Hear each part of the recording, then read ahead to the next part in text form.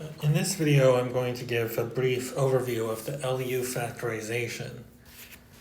So the theorem is that if we have an m by n matrix, and it can be put into echelon form without doing row exchanges. Suppose that A can be transitioned to echelon form without interchanging rows.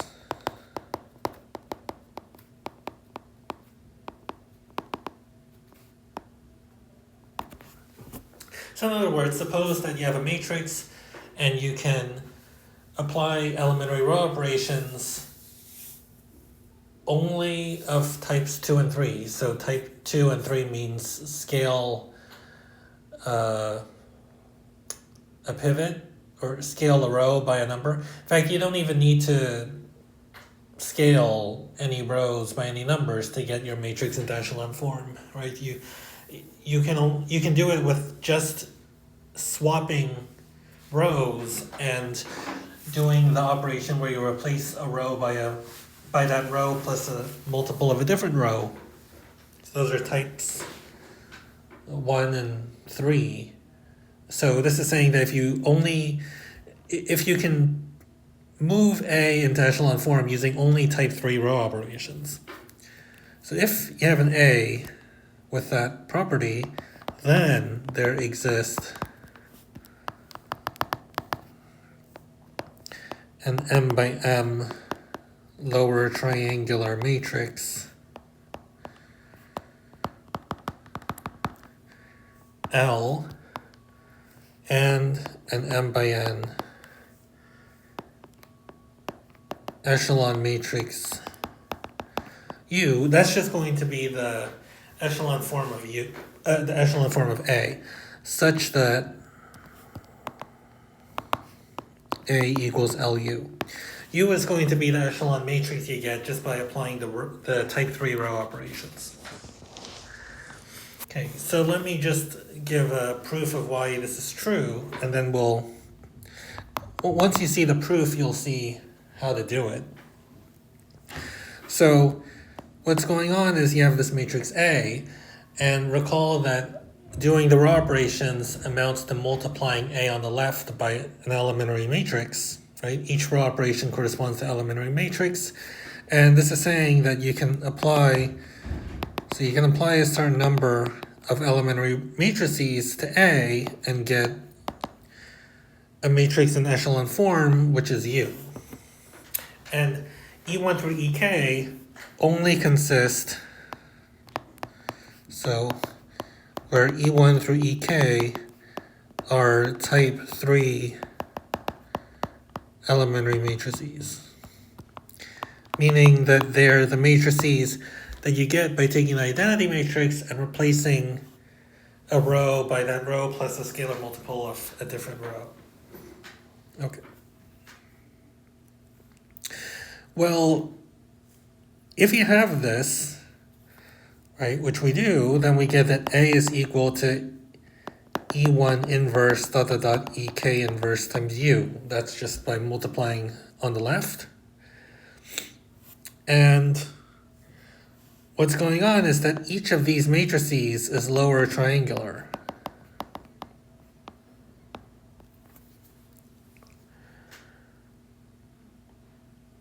Okay, it might be a good idea to think about why this is true. It's because each of the EIs is lower triangular and the inverse is going to be lower triangular. And why are each of the EIs lower triangular?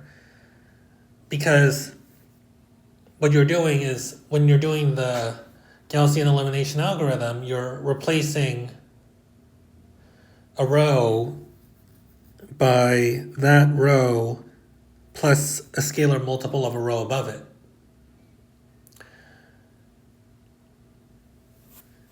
And when you apply that operation to the identity matrix, you get a lower triangular matrix. And so if you call this matrix L, okay, E1 inverse times dot dot dot all the way to EK inverse, you call it L, then A equals LU. And U is in echelon form. And that's the proof. So pretty simple. And we're mainly going to be interested in the case where M is equal to N. So if you have a square matrix. So let's do an example. Let's say, okay, let's just do a very simple example first. Let's say that A is this 2 by 2 matrix. This matrix is not invertible, right? And we're applying type 3 row operations to reduce eighth echelon form. So there's only one step, which is to replace row 2 by row 2 plus -3 row 1. And when you do that, you're going to get this. And that matrix is in echelon form. So what's the elementary matrix that you multiply A by? Well, you apply this row operation to the identity matrix, and you're going to get this. Right? If you start with the identity matrix and then replace row 2 by row 2 minus 3 row 1, that's what you get. So that's our E1. There's only one E.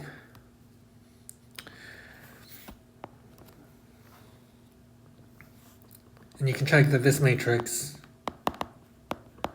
times A is in fact this matrix here. So you have A, you have E1, and then you get U. And so A is equal to E1 inverse times U. So our E1 inverse, that's our L. And what's E1 inverse?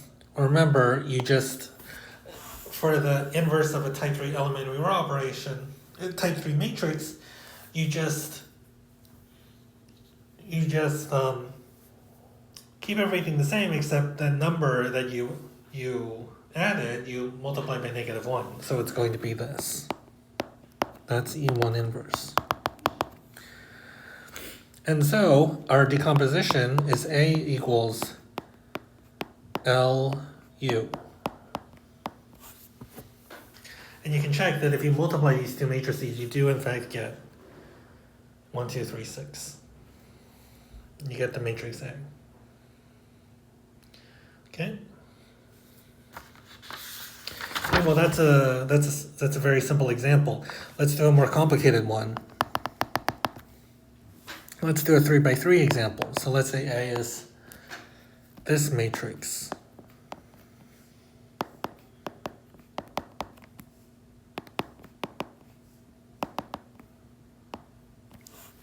By the way, that you can't tell easily. I mean, if you have a random matrix, it's hard to tell if you can put the matrix in echelon form without doing row operations, without doing row exchanges. I mean, right? It's not very easy to tell if you can do that. You sort of just have to do it, and then see. Oh, you didn't have to do any swaps. So for this example, I already know in advance that you can reduce eighth echelon form without swapping rows. Okay, so the first step, again, we're only doing type 3 row operations, so replacing one row by that row plus the scalar multiple of a different row. So we're not going to take row 1 and divide by 2, for instance. What are we going to do? What's the first step? It's to replace row 2 by row 2 minus 2 row 1, right? And so our elementary matrix is what? It's going to be this.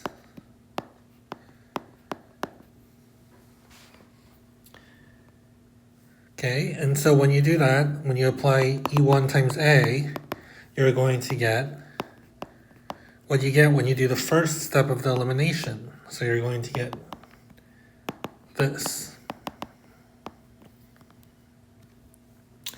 And now the next step is to replace row 3 by row 3 plus row 1. And so our E2 matrix is what you get by applying this operation to the identity matrix, so you're going to get this.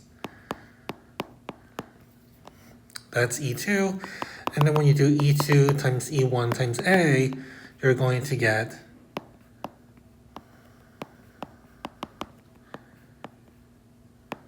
this. So our matrix is almost in echelon form. We just need to get the 6 to 0. So then the last step is to replace row 3 by row 3 minus 2 row 2. So E3, the matrix that performs that row operation, is going to be, let's see, you replace row 3 by row 3 minus 2 row 2. So you're going to get this. Okay, so E3 times E2 times E1 times A is going to be this matrix. 0, 0, negative 4 times 3 is negative 12, negative 13 minus negative 12 is negative 1. Let's check that this is correct. Yep. Okay, so this is our U, and so our A is going to be E1 inverse, E2 inverse, E3 inverse, U. So this is our matrix L. So we have our U, we just need to calculate this matrix product, E1 inverse, E2 inverse, E3 inverse, and that gives us L.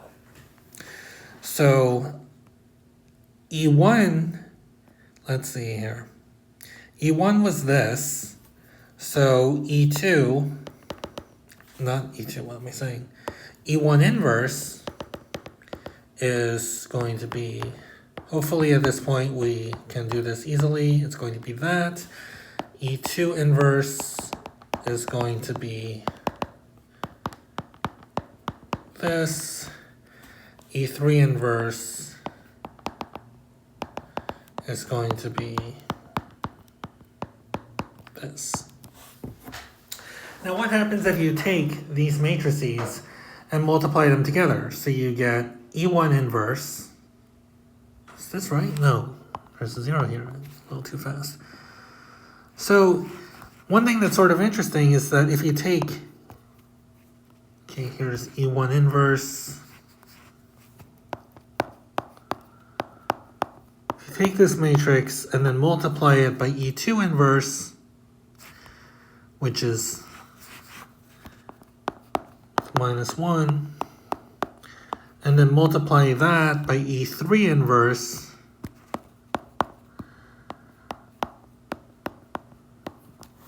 you're just going to get the matrix where you have these entries in the corresponding places.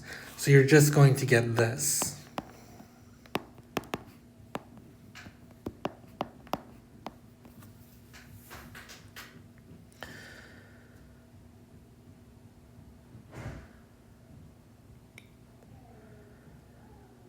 Okay, you can multiply the matrices out and check that this is in fact correct. So it's kind of interesting. I mean, since these elementary matrices are so simple, somehow the matrix multiplication simplifies a lot. Okay.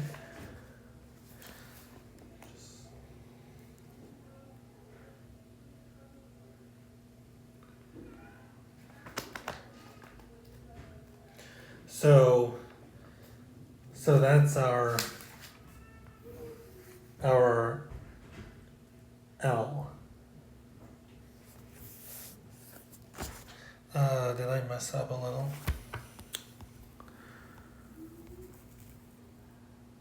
Oh no, this should be a 3. Okay, yeah. Fine. This should be a 3. That should be a 3. Okay, so that's our L. So our LU factorization is this times u.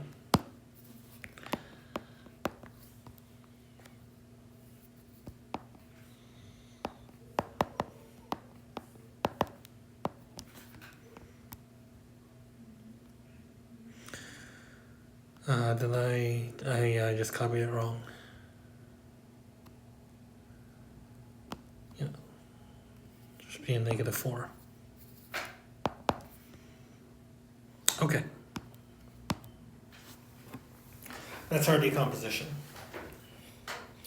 So the LDU factorization is really just from Gaussian elimination, right? That's sort of the point.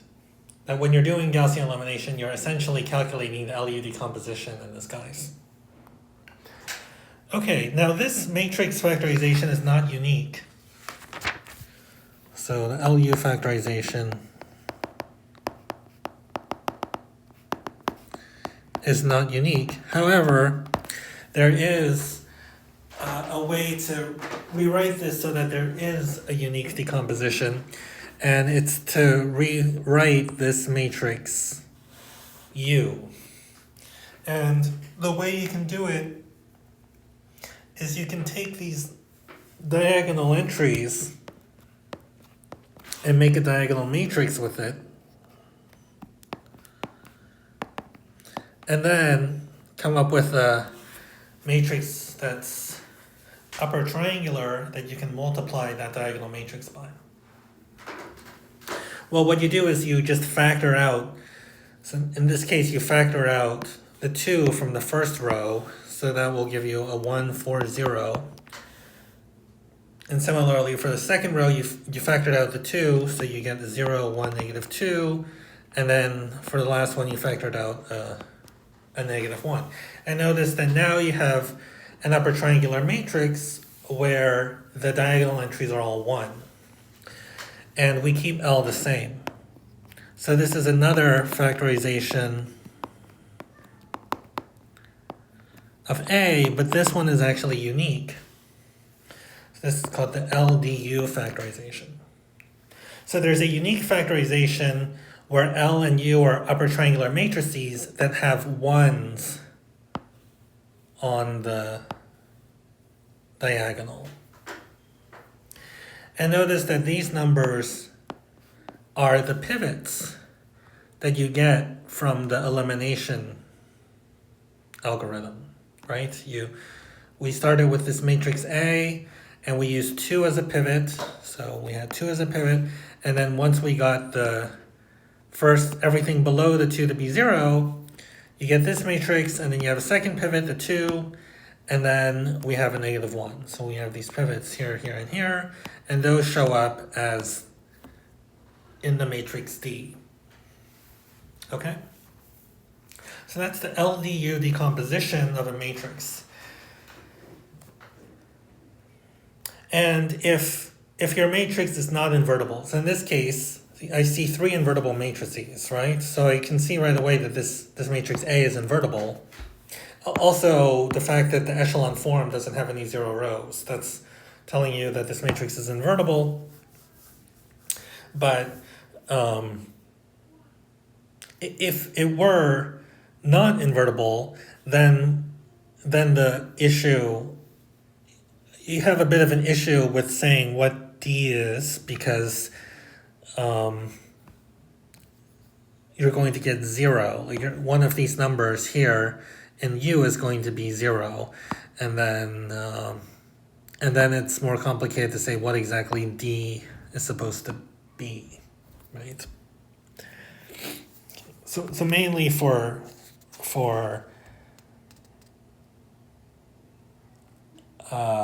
invertible matrices, I guess you could somehow come up with a version of the LDU factorization where D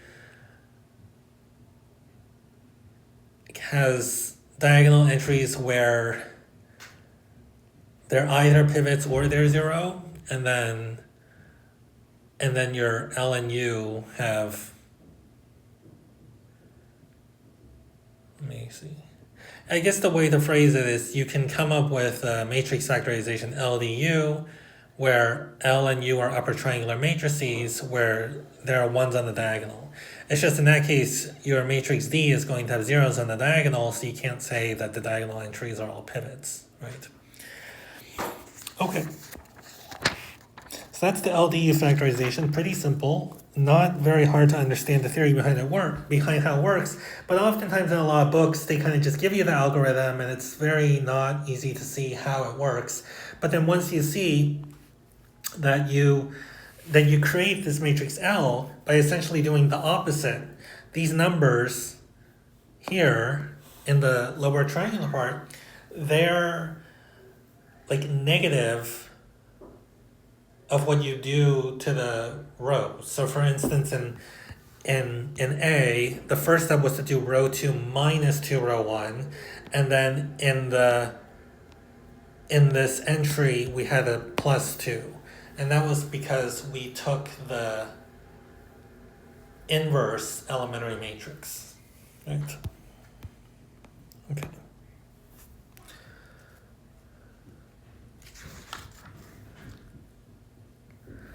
Yeah, there is something more interesting to say if your matrix A is symmetric. So let me just note that if A is symmetric, so this is a unique decomposition. So where L and U have ones on the main diagonal.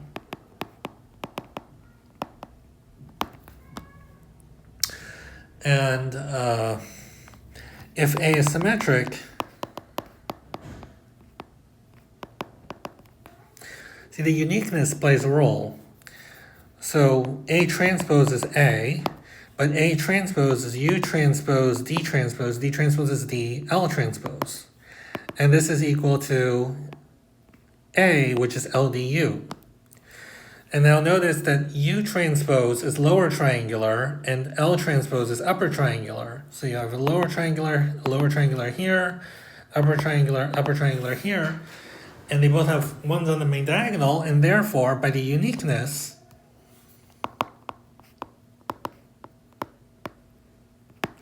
we have that L is equal to U transpose. So we have A is equal to U transpose DU. Or it can also be written as LDL transpose. And if D has positive entries, okay, D doesn't have any negative entries, then you can take like the square root. So if D has positive, or I guess non-negative, because it can have 0. Let's say positive entries on the main diagonal.